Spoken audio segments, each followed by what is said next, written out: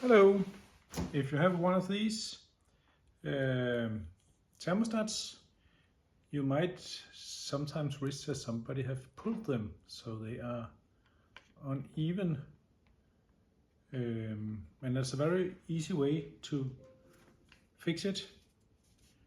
You simply have to take this out and then protect the whole thing here from heating, maybe by using some, just a moment, some tape here,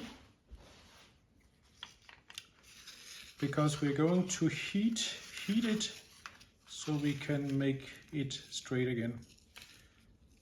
And the next thing you will then need is to take a simple hairdryer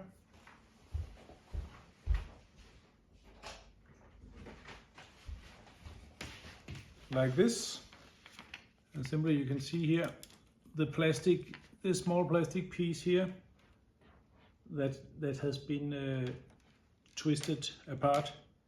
If you push it down and give it a lot of heat in the right spot, then suddenly it will simply you can simply repair it.